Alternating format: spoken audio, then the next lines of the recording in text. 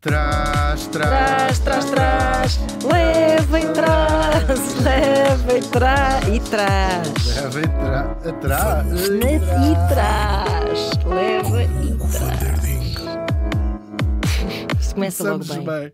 Porque fala que já é sexta-feira. Antes de passarmos ao nosso morto de hoje, um shout-out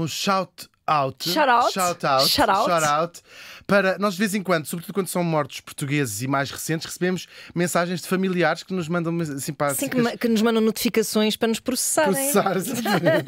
Foi o caso da Susana Andrade da Cruz, que é bisneta do repórter X e que nos mandou uma mensagem muito simpática. E lembrando também, não dá para falar tudo, do filho do Reinaldo Ferreira, que também se chamava Reinaldo Ferreira e que é um grande poeta. Era, que agora também já foi fazer companhia ao pai está. Lá na terra da verdade. Na terra da verdade. Já está, como diria o maestro Martim Sousa Tavares, a comer cenouras por a raiz. Isso é uma ótima expressão. Isso é uma ótima expressão. Por a raiz. Cenouras pela raiz também dava um belíssimo nome desta Que na verdade, mas vamos lá pensar uma coisa. Nós também na vida comemos cenouras pela raiz. Comemos? Então, a parte que a gente come é a parte está abaixo da terra. Pois é. Não comemos o talo da cenoura. Pois é. As folhagens da cenoura. É verdade. Todos andamos a comer cenouras com a testa. Pela raiz. Vamos a isto então. A trilha. Solta a trilha. Maestro Pedro Osório hoje aqui connosco. Não, é o que está ali na rede. Neste dia, eu esta semana fui escolher umas músicas um bocadinho. Estamos a acabar a semana, claro. Um bocadinho trágicas. Para a semana ainda vão ser piores. Mas não tem a ver com os mortos, tem a ver com o porque os mortos é para rir. Exatamente. Muito bem. Estava assim meia esquisita. Está bem. Os meus pronomes são muito variáveis. Neste dia estávamos em 1950. Ana, controla, por favor. Adorei. Os anos 50 para mim. Vai, que bom. Adorava, coisas ficava do forno, em casa. coisas do forno. Super emocionada. Às vezes queimava-me e ficava mesmo fora de mim. Fazia o teu dia. Queimei-me, graças a Deus aconteceu alguma coisa. Gravíssimo. Que horror. E morri em Barcelona aos 50 anos. 50 anos. Parece que fazem mesmo de propósito. E pronto, lá foi isto. Falamos do pedagogo espanhol Francisco Ferrer Guardia. Ele não morreu aos 50 anos. Porque eu tenho aqui que ele nasceu em 1950 e nasceu em 1859. Portanto, tinha já até bastante idade.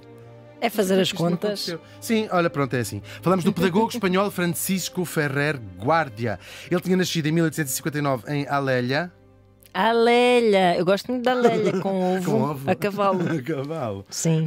Isto também fica na Catalunha, numa família que vivia benzinho, graças a Deus, isso é verdade. E era gente que vivia do trabalho dele, não tinham herdado, não roubaram, eram lavradores abastados.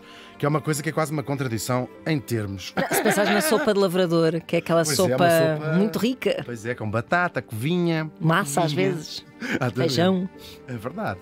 Lá em casa eram gente muito católica e muito monárquica, adoravam Deus, adoravam o rei e também não passava muito daquilo.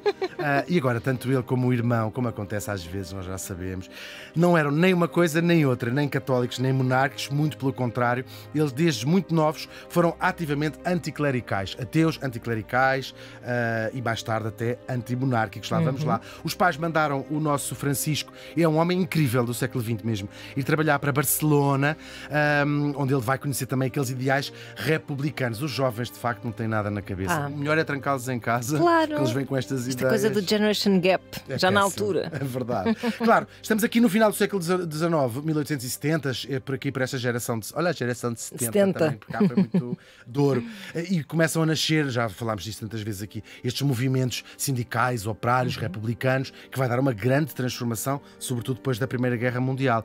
E pronto, ele lá estava a trabalhar, mas também ia estudando à noite, ia tendo aulas à noite, e nos tempos livres foi estudando moto próprio, que uma locução latina, pá. Moto próprio. Muito próprio. Ele era muito próprio, sempre impecável. Significa pela sua própria vontade, claro. Foi estudar a filosofia do socialismo e, sobretudo, do internacionalismo, que era uma corrente política muito em voga nesta altura, que era da cooperação entre os Estados. Era quase formar um super-Estado, quase o planeta, não é? Em vez deste. É o contraponto dos nacionalismos que vão começar também a aparecer nestes anos, claro. E depois, ele vai trabalhar com pica no comboio. Eu acho isto. Não pica. Sim. Bilhete. Tá. Não quer ver o meu? Não, a senhora é branca, vou antes ver deste senhor. Pois é. Século XIX, acho que ainda não era Não. assim. Infelizmente hoje às vezes. Pois é, terrível. Ele vai conhecer outros tipos com as mesmas ideias e vai entrar no Partido Republicano. Claro que vai, como já dissemos aqui, vai dar as revoluções todas que nós conhecemos. Ele ainda vai tentar participar numa tentativa de golpe, que falha, um golpe de Estado, claro, e vai ter que se exilar em Paris. E é aí que ele vai deixar de ser republicano para se interessar por outro caminho, também muito em voga nesta altura, o anarquismo. É um tema mesmo muito fascinante. O que é o anarquismo? Vou resumir muito, até porque não há uma própria definição concreta. Temos aqui uma teoria. Sim, que a nível de ideologia. Sim, porque tem muitas correntes. Sim, claro. Quem gosta disto, perdoa-me. Perdoa, desculpa. Sim.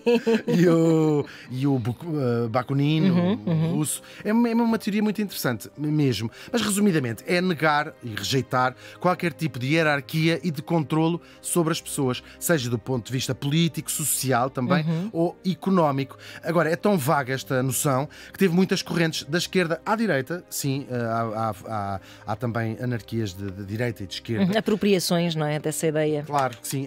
É muito fácil de nos apropriarmos. Ideia, claro. E depois em que é que assentávamos a vaga organização social que precisávamos de ter, pode ser à esquerda ou à direita, claro. Agora, baseava-se sempre numa espécie de autogestão das pessoas e da ajuda mútua. Foi muito popular até à Primeira Guerra e também foi muito importante nos movimentos operários. Quase todos estes movimentos operários tinham por base teóricos anarquistas, porque isto era a nova ordem social, não é? Que tinha mais de 1000 anos na Europa e era o poder a quem trabalha, essa ideia. Até que depois começa a ser substituído por outras doutrinas, como o comunismo num lado do espectro e o fascismo do outro. Que tem graça, que sobreviveu em zonas como Espanha, teve até bastante tarde anarquistas, Portugal também já como opositores ao Estado Novo, e depois, claro, ele vai renascer de uma forma ou de outra, nos anos 60, por exemplo, hoje, de vez em quando, muito associado aos jovens e à contestação política dos jovens. Nos anos 90 era muito. Andavam os azinhos. Sim. Os azinhos da anarquia espalhados pelas paredes. Por essa fase, de algum interesse de ver o que é isto, não é? Passei sem dúvida. E muitos do meu grupo de amigos era assim muito politizado nesse sentido e muito anarquista. Porque faz parte de nós negarmos os professores, aos pais, à autoridade. Claro que sim. E até às vezes negar mesmo os pais, não é? Só que nunca percebi também muito bem e é uma doutrina que vale a pena ler. Claro, a corrente mais importante do anarquismo foi aquela que o nosso Francisco Ferrer participou, era o anarcossindicalismo, é a que era mais em voga, se quiserem. Que isto era o quê? Era uma sociedade em que a organização se fazia através dos sindicatos, só que, ao contrário de hoje, livres do poder político e dos partidos, não associados a nenhum partido. Portanto, é o contrário ao parlamentarismo. Em vez de haver um parlamento, eram os vários sindicatos das várias classes profissionais que eram a organização que haveria. E o grande contributo do nosso morto foi perceber que uma revolução social desta dimensão enorme só poderia ser feita através da educação. É assim que vai nascer, através dele, o movimento da escola moderna. É incrível, é mesmo incrível, é verdade. Numa série de escolas que ele vai criar, eram 10, 20 em Espanha, com a segunda mulher dele, Leopoldine Bonnard, que ele tinha conhecido no exílio em Paris, é baseada na doutrina do pensamento livre. Ela também é uma importantíssima intelectual. E cuja marca principal na altura era o ensino conjunto de rapazes e raparigas. Era uma originalidade. O ensino, até bastante tarde, era separado, as escolas para as meninas e as escolas para os rapazes. E depois era um ensino livre das doutrinas todas da Igreja, da história até nacionalista do país.